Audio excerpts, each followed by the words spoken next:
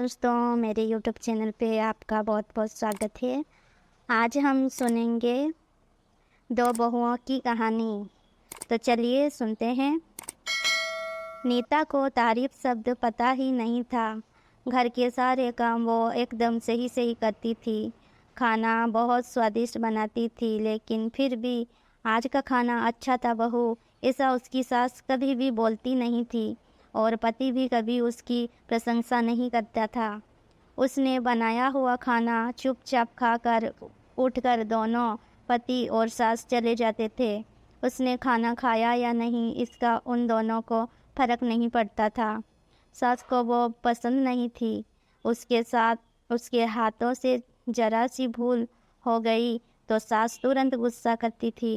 उससे भी बुरी बात यह थी कि उसके पति और उसके बीच बातचीत ज़्यादा नहीं होती थी और उन्होंने ये चुप्पी बनाए रखी थी। वो उस पर ध्यान नहीं देता था।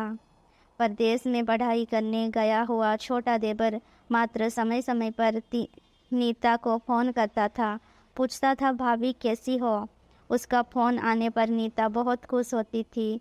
अपना मन हल्का करने का उचित स्थान था नीता का। कुछ ही दिनों में देवर की पढ़ाई खत्म हो गई और वो घर आया। थोड़े समय के भीतर उसे एक अच्छी नौकरी भी मिल गई। नीता को बहुत आनंद हुआ। नौकरी लग जाने के बाद उसकी सास अपने छोटे बेटे की शादी के लिए बातचीत करने लगी, पर देवर को एक भी लड़की पसंद नहीं आती थी। इसने ही बोला होगा उसे इसने ही बोला होगा उसे मना करने को सोचकर सास नीता को ही दोष दे रही थी। नीता को चिंतित देखकर देवर ने अपनी माँ से कहा, मैं एक लड़की से बहुत प्यार करता हूँ, मैं उसी से शादी करूँगा। उसने जिद की। देवर जी, ये बात पहले बतानी चाहिए थी ना। नीता ने ये बात अपने पति के कान पर डाली। इस बात पर उसने थोड़ी किटपिट की, लेकिन लड़की देखकर वो भी तैयार हो गया। सवाल बच्चा सास का, अपने छोटे बेटे का मन कैसे दुखाएगी वो। बाद में उनकी भी हाँ हो गई। नीता को बहुत खुशी हुई। उसे लगा एक अच्छी सहेली आएगी अब साथ देने के लिए, दिल के राज बताने के लिए। पर कैसी होगी छोटी देवरानी, रस बस जाएगी हमारे साथ और इस घर में, या वो एक अलग दुनिया बसाने पर जोर देगी देवर जी को। इस विचार से थोड़ा टेंशन में आ गई नीता। कुछ दिनों बाद नीता की छोटी देवरानी चौखट लंघ कर घर में आई। देवरानी ने घर में आते ही सारे घर की जिम्मेदारी अपने हाथों में ले ली। अब सास ने अपनी छोटी बहू की ज़्यादा ही तारीफ करना शुरू कर दिया। उसे माँ जैसा प्यार करने लगी। ये देखकर नीता की आंखों में आंसू आ जाते। वो सोचती, मैं भी तो यही काम करती थी, फिर मेरे साथ ही क्यों ऐसा बर्ताव। अब थोड़े दिनों बाद छोटी देवरानी पूरे घर पर राज करेंगी और फिर मेरी जगह वहाँ पर कोने में होगी। अपने ही विचारों में खो गई नीता। नीता के भाव समझने पर छोटी देवरानी नीता के हाथ अपने हाथ में लेकर बोली, दीदी मुझे सब पता है, मुझे अपनी छोटी बहन समझिए। देखना बहुत जल्दी सब ठीक हो जाएगा। छोटी देवरानी ने पूरे घर की जिम्मेदारी तो ले ली, लेकिन कामों में कुछ न कुछ बार बार भूल करती थी। फिर देवरानी नीता के पास जाती और मदद मांगती थी। ऐसा रोज ही होने लगा। ये देखकर सास लेकिन गुस्सा हो गई। मेरे रहते हुए वो छोटी बहू बड़ी बहू को क्यों पूछती रहती है।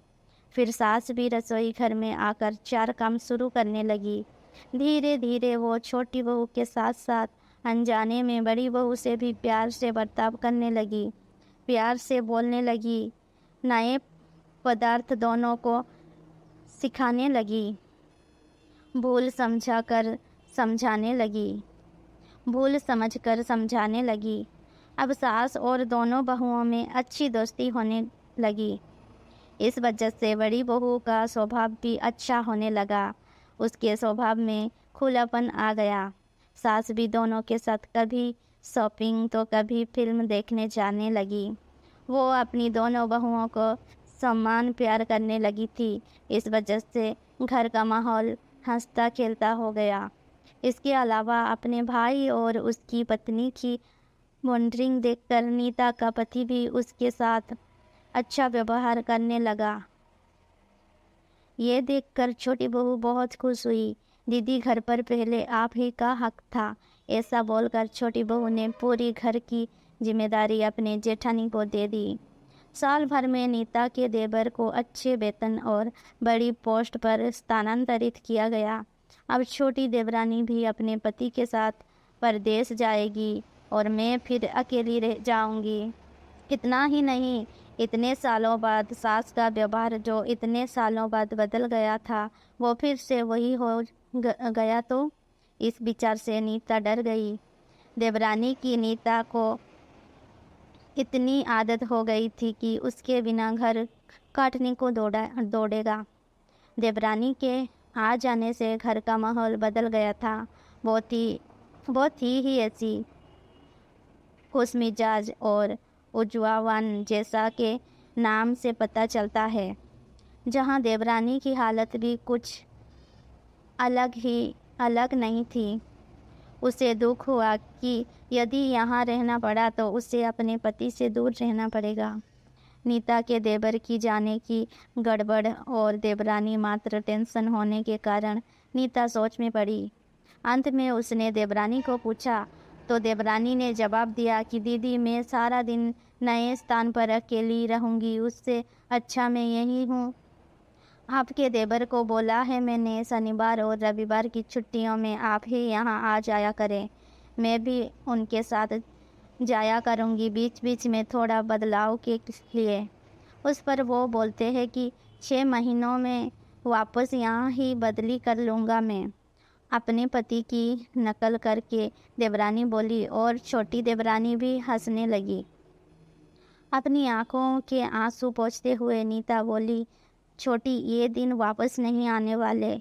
जाओ तुम अपने पति के साथ, उनके साथ भी तो कोई होना चाहिए ना। दीदी, आपने मुझे बड़ी बहन का प्यार दिया, वैसे ही भैया के रूप में एक बड़ा भाई मिला। ये भरा हुआ संसार छोड़कर मैं कैसे जाऊं? वहाँ अकेली मन नहीं लगेगा। 6 महीने का तो सवाल है, वो आते रहेंगे यहाँ पर। ये सुनकर नीता ने अपनी देवरानी को खुश होकर गले लगाया। तभी देवरानी नीता को बोली, अपने पति के साथ एक अलग जीवन बनाने में समय नहीं लगता। अपनों में रहकर पति की प्रतीक्षा में ही आनंद है। दोस्तों, 2 अलग-अलग घर और ससुराल से आने वाली ये लड़कियां अपने नए घर के लिए सब कुछ करती हैं। पता ही नहीं चलता कि कब एक दूसरे की आदत हो जाती है। सच में देवरानी जेठानी का रिश्ता बहनों से कम नहीं होता।